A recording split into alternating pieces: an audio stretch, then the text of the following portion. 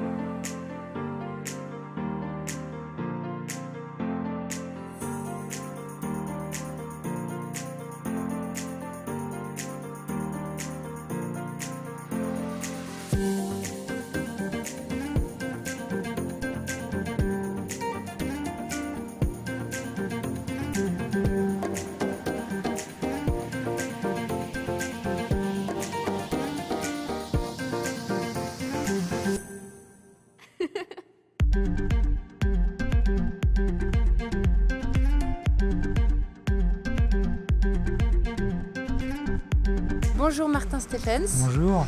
Vous êtes professeur de philosophie en Cagne à Strasbourg. Vous nous proposez pendant ce pèlerinage une conférence. Est-ce que vous pourriez nous en dire un mot? C'est une conférence qui est à la fois simple parce que c'est quelque chose qu'on vit tous et ambitieuse parce qu'il s'agit de montrer qu'un des dogmes de la foi catholique, à savoir l'Immaculée Conception, nous permet d'accéder à la dimension de notre vie comme don, un don à la fois à recevoir, le don de la vie, et un don à faire, puisque l'Immaculée Conception, ce que ça nous apprend ultimement, c'est que nous ne sommes pas faits pour nous-mêmes, mais pour un autre que nous sommes faits pour nous donner au Christ. Et vous avez écrit un livre? Oui. Qui s'intitule Marie comme Dieu la conçoit, et vraiment qui médite avec un très beau théologien du XIIIe siècle qui s'appelle Jean Dunscott, qui médite ce mystère de la vie comme don et de l'Immaculée Conception. Don Bertrand Le Soin, bonjour. Bonjour. Vous êtes ici au pèlerinage du Rosaire pour présenter une conférence sur la vie après la mort. Est-ce que vous pourriez d'abord vous présenter et nous expliquer quel sera votre fil rouge pendant cette conférence? Je suis donc prêtre de la communauté Saint-Martin. J'ai été pendant plusieurs années au sanctuaire de Montligeon, lieu de prière pour les défunts, avant de rejoindre la maison de formation de la communauté qui se trouve en Mayenne. Au cours de cette conférence, je vais encourager les personnes qui l'écouteront, qui l'entendront à créer un lien avec leurs défunts. Souvent, suite à la mort d'un proche, on peut se sentir très démuni. Que faire? Je me sens perdu. Il est encore possible de vivre quelque chose avec son défunt dans la communion des saints. C'est ce que je voudrais montrer au cours de cette conférence. Et vous avez écrit un livre, il me semble? Oui, sur ce sujet. Le titre, c'est « Dernières nouvelles de l'au-delà », un livre qui est paru aux éditions du Cerf il y a un peu moins d'1 an maintenant.